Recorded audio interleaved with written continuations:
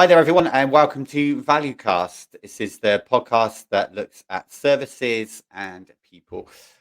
Today, I have a very special guest with me, Gary. How you doing? Hi, Alex. How are you? I'm good. I'm good. Today's topic, Gary's been very close to probably throughout a lot of his career. We're going to be talking about tail spend, and we're going to be talking about it in relation to public versus private organizations and how they approach it. It's a topic that has been coming up in a lot of my discussions over the last 6 weeks, and I felt it was important to one get Gary on, who knows a lot about this area, but also just for people to have different views on the approach to tail spend, how to manage it. But before we do that, Gary, if you wouldn't mind giving a short intro into yourself, your career, and why you're doing what you are doing. Yeah, sure, no problem at all. At first, look, it's great to be here, and it's great to be able to share insights into tail spend management with yourself and your listeners. So, effectively, I'm an electrical engineer by profession. I fell into procurement like 90% of the people who work in the space kind of did. But my journey started 15 years ago, and I was kind of identified internally within my former employer as somebody who, okay, no procurement experience, but a good project management systems logical thinker to be able to come in and put some rules around how my former employer used to manage tail spend, which up Mhm. to that point was that they didn't manage tail spend. Okay. Tail spend was basically managed on a local level. People could create their own purchase orders, buy what they want. And you can imagine in a fairly large organization of probably close to 6,000 people, we were spending 5-6 million euro a year on stuff, but nobody knew what that stuff was. Um, and I started up a purchasing department from scratch, and I called it the on-demand purchasing function. And that's what it was. We had to be on demand because we were removing effectively somebody's local arrangements to be able to create a purchase order, and we were putting in place more kind of structure and more kind of rigid rules around how we could do that. I successfully did it. It was hard yards, I'm not going to lie. We had to kind of really do the big hard sell for people and explain that what we were going to replace the system with was going to be equal, if not better, than what they kind of currently have. That's a real hearts and minds conversation, as you kind of imagine. Yeah, you And probably. we Yeah, succeeded. I was going to, just before you carry on. So I was going to say you probably lost a lot of friends at the start, but hopefully gained a lot towards the end of the process. Yeah, we probably will touch on that maybe as we kind of go on. Yeah, But I made some great relationships, I have to say. Dealt with departments who I hadn't dealt with up to that kind of point. Again, as an electrical engineer, I didn't really know my civil engineering colleagues. I didn't know my kind of signaling people. And yeah, quite quickly I got to know them, and they certainly got to know me. And then ultimately, having done that, I then got promoted up into kind of procurement management, and then ultimately the kind of head of procurement. So that's how I did it. So really, I've 15, nearly 16 years now of kind of procurement experience, but I haven't always done procurement. no, no, definitely. And right now you're working with Ernst and Young, and specifically more focused on the public sector, right? Is that's Um, Yeah, I'd say our client listing at the moment would be in the procurement transformation space would be kind of public. Mhm. People might not necessarily know that within supply chain and operations that EY have a kind of procurement transformation competency. So really, we're in our infancy. We're made up of a lot of people with a lot of experience from industry who kind of bring those insights that make clients' transformation journeys that little less problematic and a bit more kind of streamlined. So that's what I'm currently doing, and I really enjoy it. Great. That's perfect. Well, look, thanks. Really appreciate the intro. So let's crack on. Let's crack on to Tailspend. As mentioned, in fact, before we go into the actual public versus private, let's just touch on what actually Tailspend means, because discussions I have so many different understandings of it, and maybe sometimes this is a problem with putting and approaching. It can be called off contract spend, below a procurement threshold spend, ungoverned spend, wrongly categorized spend. I think the list of what people call it is makes it probably more confusing than what it is. But what's your take on it? Yeah, so my take is that every organization has a tail. It's Hmm. just a kind of a byproduct of kind of doing business. Some companies manage their tail well, some companies don't manage their tail well. But effectively, it's any expenditure that you're having that isn't covered by a formal agreement with a supplier. And that can be anything. It can be goods, it can be services, it can be works, it can be basically anything. Um, but the larger the organization, the bigger the tail. And if you don't manage the tail, you can ultimately find yourself spending, millions of euro um, in a non-structured way. And I think that's the Hmm. problem. And for me, the biggest issue, which is kind of aligned with public and private, is that in your tail could be items that you're buying that you should have formal agreements in place with, suppliers. So for me, it wouldn't be good enough that you had, I don't know, 20 fire extinguisher maintenance companies. If you don't have a formal contract with those, with an organization to manage all of that, you're putting the organization at risk. And I think that's probably the forgotten piece about the tail spend. Yes, it causes compliance issues. Yes, there's value for money opportunities that are being lost, but there's a wider area. Some of the risk that your company is exposed to is in your tail. So if you're not managing your tail, you're really putting your organization at risk. Yeah, I agree.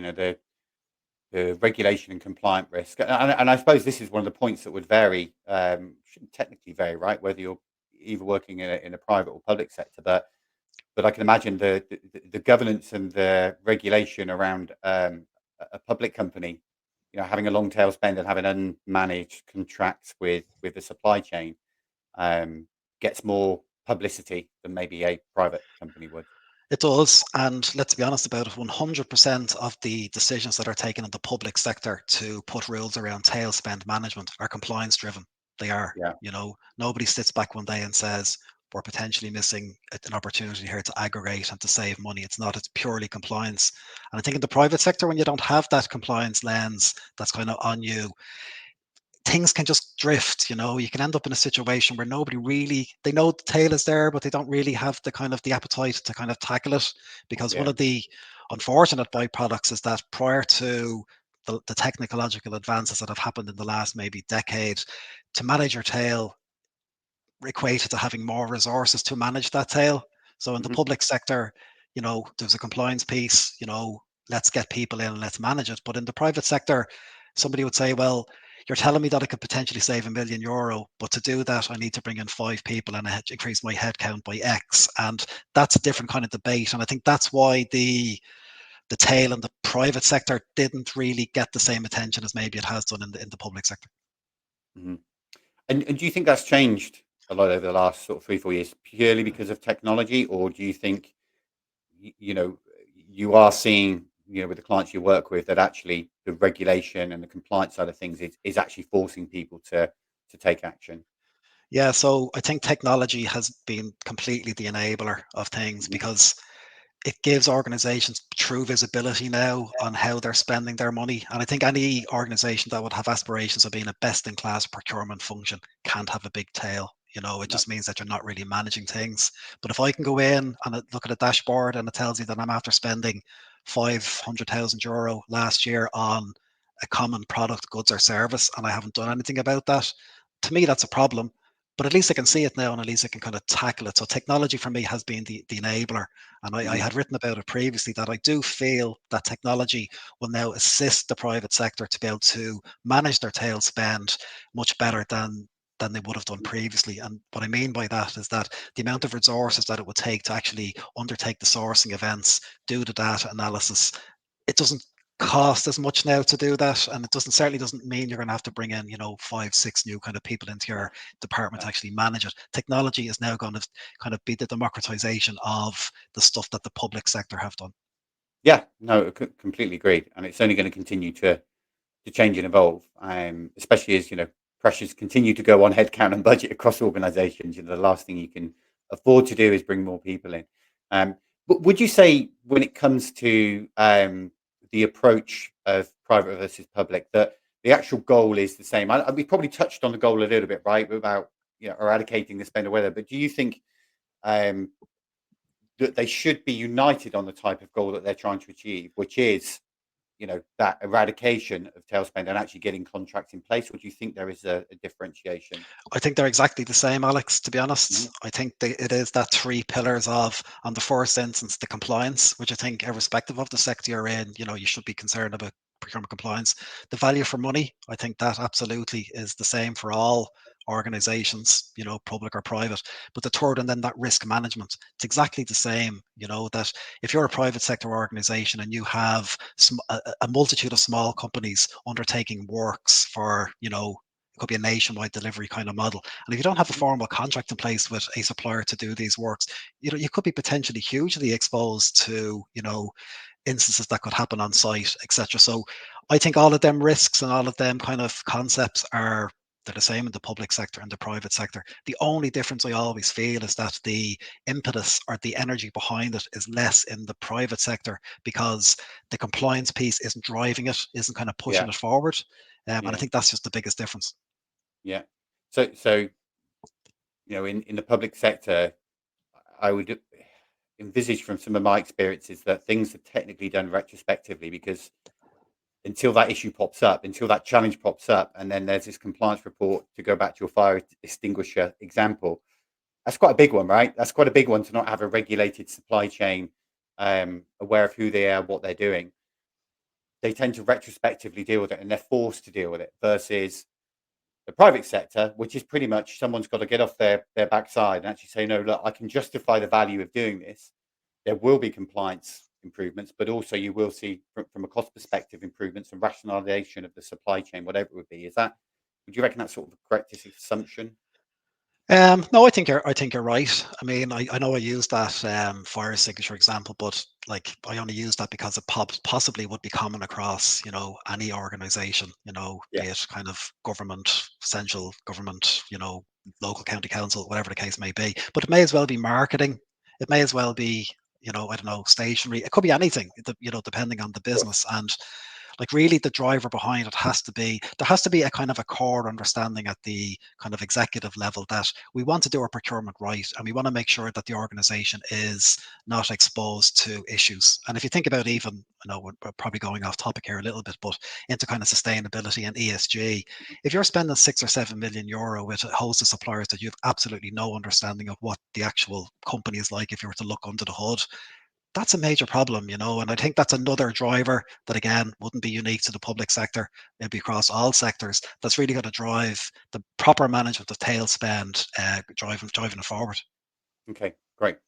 Well, let's look at the approach then. So, so when we go back to the core topic of about should the approach be different? Should it be similar? Like, what's your viewpoint on that? And I suppose when I say approach, we're really talking about that process, right, from end to end of how to deal with Yeah, it.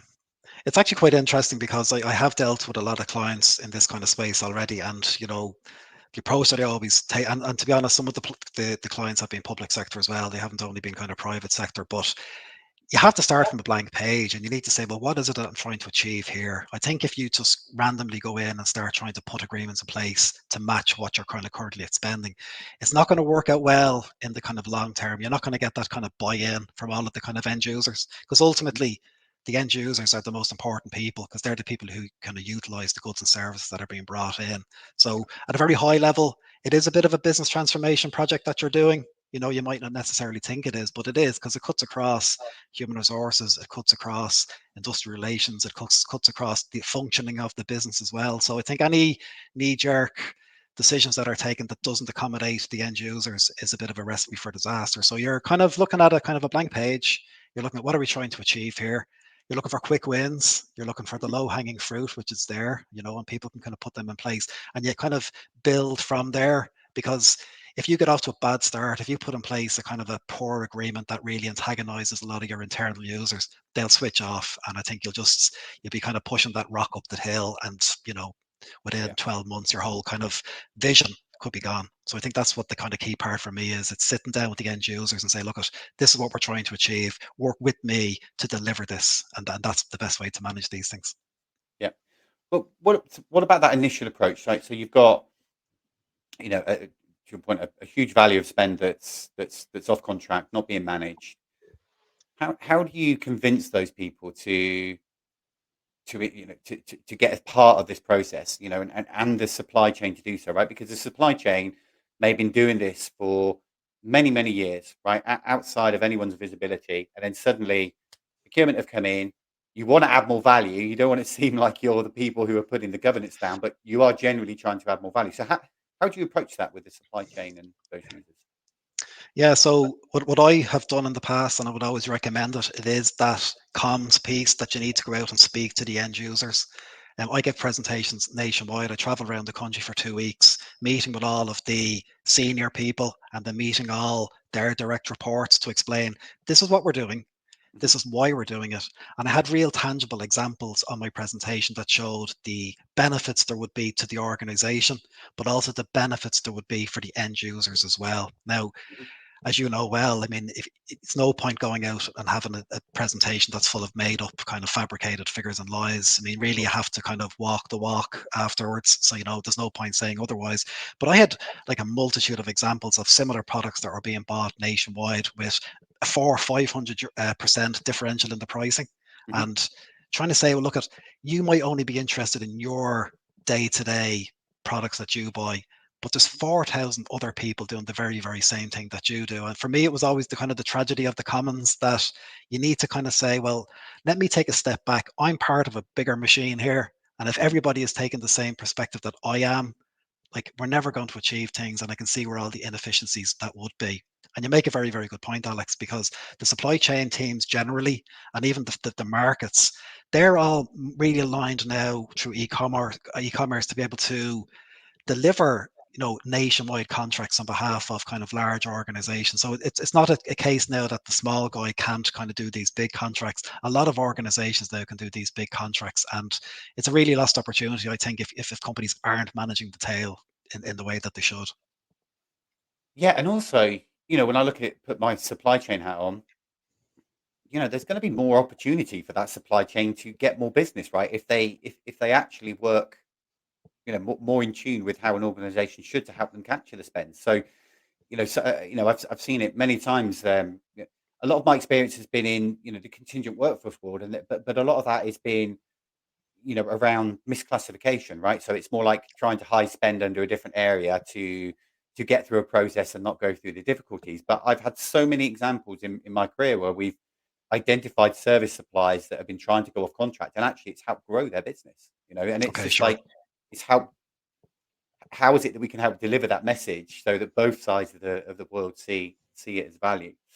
um because yeah, like, do you ever get, in your experiences, ever had the supply chain sort of push back to you and say, well, no, that's how it shouldn't work, or you've had to work on that end user to make sure that the supply chain is influenced in the right way? Yeah, so like it's interesting. It comes to me, it comes back to kind of business design. So like if I have identified a portfolio of kind of products or goods or services that I think that could be managed in a slightly better way, I will always want to take a market consultation with the kind of the market to see what they can apply and what they can do.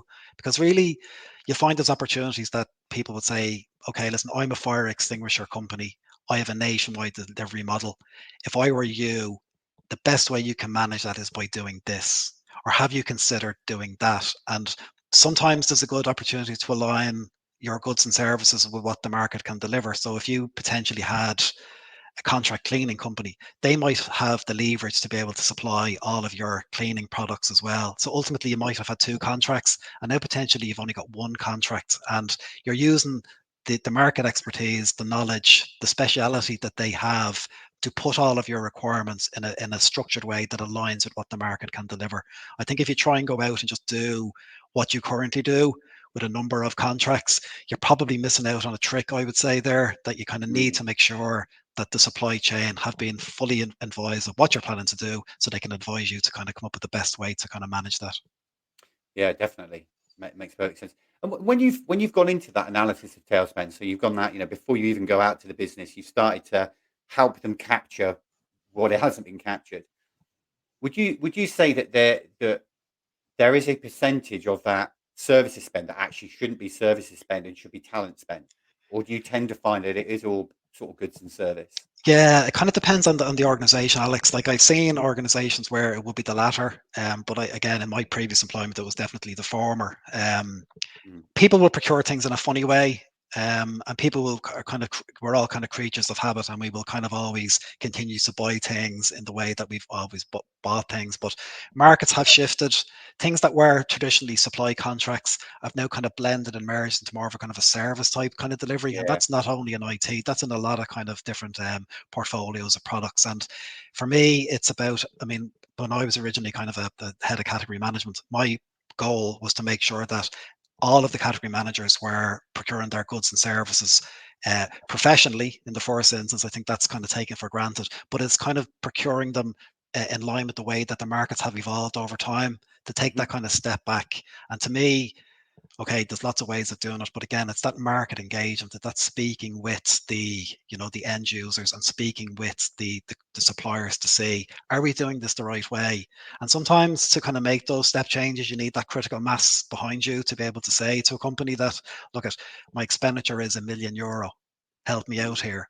If Mhm. you're going and you say my expenditure is €10,000, probably less of an opportunity Mhm. there. But that's another benefit of the tail, that it may be 5 or 6 or 10 million, but when you start dicing it up, it doesn't necessarily have to be, 100,000 on this, 50,000 on that. Sometimes it's the sum of them that can be delivered by one, Mhm. entity through a kind of a big, proper aggregation, contract managed, proper contract in place, all of that kind of good stuff. These are where the big wins can happen. And I think this is the sad part of not managing your tail, because it's just so much opportunity and value that's just there waiting to be kind of grasped, if you only have the impetus and the drive to be able to do it. Yeah, agreed. I think remember from our last discussion, you were saying, see, Tailspin's been around longer than we have. But when you're having discussions with clients, you're still seeing around sort of 25-30% of clients are still having these issues, or haven't approached these issues. Um, do you believe that was much greater 5-10 years ago, or do you believe it's just stayed relatively constant? I think it's probably relatively stable, to be honest. I Mhm. think there are organizations who are in a very kind of fortunate, cash rich kind of, very kind of successful companies where Mm. cost management isn't a big thing. And I think, this could be in pharma or it could be in kind of any kind of sector. I don't want to call them out specifically, but these things only tend to really improve when there's a squeeze put on. And I think if you Mhm. don't have that squeeze, you know, is there going to be a kind of a push behind things? Probably not. I would like to think the likes of Ryanair have, for argument's sake, have a very lean procurement, that they micromanage everything. You can imagine that they don't have, a multiple sets of suppliers who supply in their catering equipment or whatever No, the case may be. no. And they're a very, successful, profitable companies. But Mhm. I think it needs a certain mindset, to be honest. And typically that can be driven by the C-suite down through, maybe down to the executive, or, commercial management. So I don't know, whatever the case may be. But I think it's pretty much has been standard. I think you'll find that there's companies out there now who just don't want to get involved in the investment that might be needed to manage the tail, without Yeah. necessarily understanding the value that's there kind of ready to be taken. Yeah, definitely. The word value, when I look at all the content that we see on LinkedIn, and all the real top procurement professionals that write things, value is the top word, right? It's really, cost is important and all those things, but it's about identifying what value it's going to bring to the business. And if that is cost related, fantastic. If that's process related, if it's compliance related, but as a procurement team, it's identifying what that value is. Sure. There's an interesting thing, Alex. I always say this to people about the value piece, is that the reason why I think that word is kind of used so much is that I know that I have created things in over my 15-year career. They've sometimes been a little bit intangible, and Mm. sometimes they were a little bit more difficult to kind of articulate and explain to people. So you end up putting them in the bucket of value. You just call it value, and you say, I'm after doing something good here. Don't worry about what I've done. It's added value to the business. Yeah, But there's always been somebody in the business who actually appreciated that value, if yeah, you like. So I think that's where that word kind of gets bandied around a little bit. But I know, sincerely, that anybody who's using value on LinkedIn posts or whatever, they're speaking about something specific to them, that it does actually exactly. kind of tangibly kind of Yeah, stack up if you were to really scratch the surface. agreed. Yeah, so I know we segued away a little bit there, but I do have a tendency of doing that sometimes. Going back to the process and the approach. So you talked about the sort of early stage, getting in front of the organization, getting in front of the supply chain. You've captured what you believe is now a much fuller understanding of what that tail spend is. What are the differences from there on? Do you believe that it's much easier to implement processes across a private company versus a public company? Yeah, like that. Yeah, so I probably not, to be honest with you. But I think one of the kind of side, not even as kind of a side issue, but a kind of a consequence of managing your tail spend, is that you are now potentially putting in place large scale contracts with single service providers to Mhm. provide common goods and services. That agreement needs to be managed, and you need to be able to identify a person or a department who are going to manage that on your behalf. And sometimes in the private sector, again, is that another headcount issue? Possibly, I don't know. But what I do know is that if you have 400 individuals managing the contract on their own little piece, and you try and replace that with kind of one big contract management, I think before you know it, you're in a situation there where you can justify having a contract management department. And the contract management piece is another luxury that can come out of tail spend management, because you can now justify a headcount on the basis of the amount of money that has been saved. And I think it's just that kind of continuous improvement mindset that can kind of seep into the procurement function. That is just a huge benefit. And a lot of the organizations I've worked with, some of the very best, they have done that. They've, established the baseline, put a strategy in place, quick wins, reinvest in contract management, and it just continuously kind of improves from that. And the profile of procurement does definitely improve over time then, when people see that, look, there's a structure to this. No longer am I chasing suppliers for stuff. Suppliers are now being managed, the thing that has never really happened before.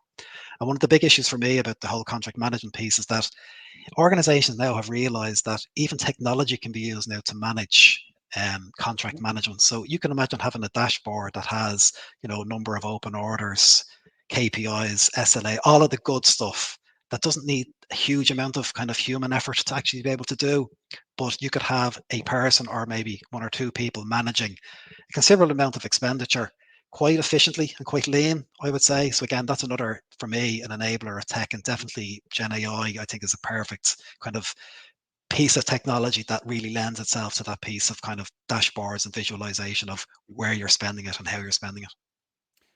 Yeah, 100%. It's without the data, you can't drive that visibility. And if you're sat there trying to create dashboards yourself from Excel spreadsheets, and have a whole bunch of category managers doing that, it definitely isn't the way the world is going now. So I have to agree with you on that one.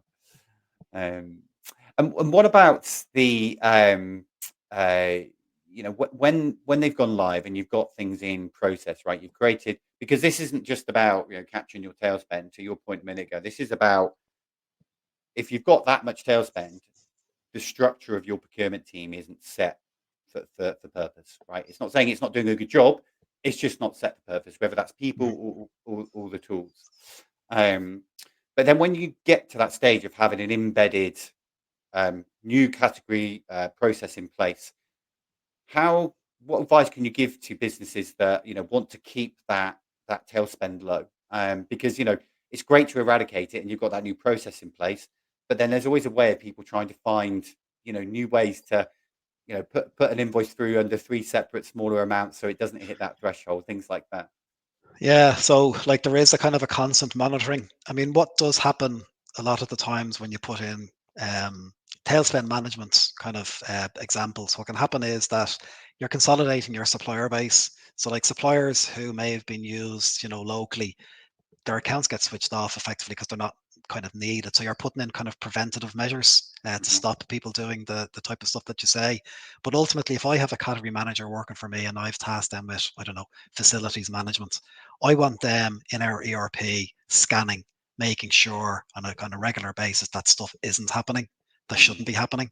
But if you try and switch everything off immediately in one go, sometimes that doesn't work well either. So it's a kind of an opportunity of a little bit of Big Brother, looking over to see what's kind of going on. But if you have really well structured and well working agreements, end users aren't going to want to move outside of that, because Yeah. firstly, they don't want a non-compliance kind of, on their desk. But ultimately, are they replacing something good with something not as good? Yeah, Mhm. probably. And that's the objective. And I know it might sound a little bit kind of aspirational, but it's what we did in my previous employer.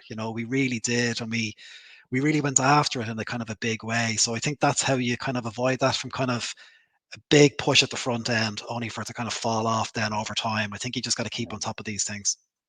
Yeah, definitely. It's well, it's like everything, right? If you haven't got the element of consistency to keep things going, then things will fall down. And not want to use that word value too much, but it must be really difficult to to find that right balance of keeping your business happy, that they've got the access to the supply chain they need, versus getting the right governance controls in place so that you don't let that leakage continue, and have more Yeah, it's autonomy. interesting, Alex, because in some organizations there's a centralized function where POs have to go through, a centralized team of people. If you're in the luxury to be in that space, well, it's Yeah. quite easy for you to manage that then, because if somebody Hmm. comes to you with a requisition and it's for a fire extinguisher company who's not approved, you say, listen, no, you got to use this agreement over here. But the other thing for me is the ease at which the tools can be put in place to be able to manage people's expectations when they're kind of drawing down the kind of goods and services. So if Hmm. you can imagine a situation where you have let's say, a scheduling agreement or some sort of a large outline agreement in your ERP system where there's a service entry PO created for fire extinguisher maintenance, Hmm. and that people don't have to create their own purchase orders. There's a blanket PO that's already there, and all they need to do is go in and do a kind of a service order. What you're doing is making it easier for them to get their goods and services. So therefore, they're less likely to be able to say, well, oh, I'm not going to through that big bureaucratic process. I'm going to ring my guy, and my guy is going to Okay. come in and do my piece of work for them. And you need to be vigilant in that area as well. And I do always say this to people about the systems end of things. Systems are the enablement of your strategy. But if you try and force systems on people and it's not aligned with the end user, again, you're getting off to a really, really bad start. You're going to really struggle to be able to kind of build that over time. So you need to be Yeah. very cognizant of the systems end of things as well. Definitely. The system is only as good as the people operating it and implementing it, and that's everyone should know that, really, shouldn't they? But it does happen. So we've been through quite a lot, and thank you for that content. I think it's been really helpful. One, I've learned a couple of things, and I'm sure people listening will too. Um, but if there was that one piece of advice you would give to either public or private sector that you think that still needs to change, and the approach still needs to change, what would that be? I know it's difficult to say one piece, but Yeah, so like for me, the one thing that needs to change is the relationship with the business and the acceptance that you're not going to get everything right at the front end. And I think what's always beneficial is to have a set of rules in place that you're going to use for the management of the tail spend, and you don't deviate from that. And it's mm, your opportunity to say to people, if I'm going to be criticized by internal audit for not doing X, I will be happily I'll be able to pull out my rules or my kind of the way I designed and way I approach this and say I have governed my procurement in line with what I planned. And it's a step change. It's a not fixing everything today, but it's going to be fixing it over kind of a 2, 3, 5 year period of time. So you just don't bite off more than you can chew. You're in it for the long haul. Don't get disillusioned about, okay, you get a couple of quick wins, but you could have a quick lose as well. And don't let that kind of dissuade you from the ultimate objective, which, as I say, is to do those three things. It's improve your procurement compliance, get better value for money, and manage the risk in the organization. I mean, they're really, really worth fighting for. So that'd be the biggest thing I would say. okay, okay, great. Yeah, like none of us have. If anyone tells you that they've never been through any failures in life and not learned from them, then it will be a strange world to live in. And what about you, Gary? So you seem very passionate about procurement in general, right? You've got a lot of experience, and it's an area you excel in. But what what gets you out of bed every day? What makes you tick to keep driving the quality that you do? Yeah. So like I often say to people, my engineering background kind of set me up for continuous improvement and kind of logical outcomes. I like bringing order to where there might be a bit of disorder. And then I like to be able to step back and say, do you know what, I changed that and I changed that for the better. Like some of the process that I would have brought in my former employer, they're still in place today. They've worked Right. quite well. There's nothing more satisfying than I remember one day internal audit came in and they, up to that point, end users could go off and get the quotations themselves, but I took it away from them and I brought it all in centrally. Because I kind of had a feeling that some of the quotes really weren't quotes, if you like, and some of the quotes were being got from organizations who should never have been asked to kind of quote in the first place. But to get the recognition back from a multitude of departments to say, Gary, that was a really, really good job and you really, really kind of worked it out well. That's really what drives me on. And Yeah. I'm passionate about procurement. I think that's probably a little bit self-evident. I'm glad I fell into procurement. It's one of these kind of really, really strange niche professions that it's almost like a hidden secret. People don't realize how good it is. And Hmm. if I can get people to come into procurement through my passion and through the kind of stories that I have to tell, that does it for me. And that's what I continue to do and get me out of bed every morning. That's great. Yeah. like I've been involved with procurement for many years, obviously not directly within an organization, but supporting them. Um, and the joy I see people get out of being able to implement process and change is fabulous. And I was speaking, did a podcast not long ago with Tom, and just to see the enthusiasm and the passion, and it's not just generally, you know, it's not fluff, right? You can generally see in your words that it's something that makes a big impact to your life. So, so keep doing that, Gary. Keep doing it I because I love will. I reading your will. I'll posts. keep flying the flag. Absolutely. Definitely, definitely. Well, look, thanks ever so much for your time, and yeah, I had a great chat and appreciate you taking the 30 minutes to speak to me. Super. And thanks for your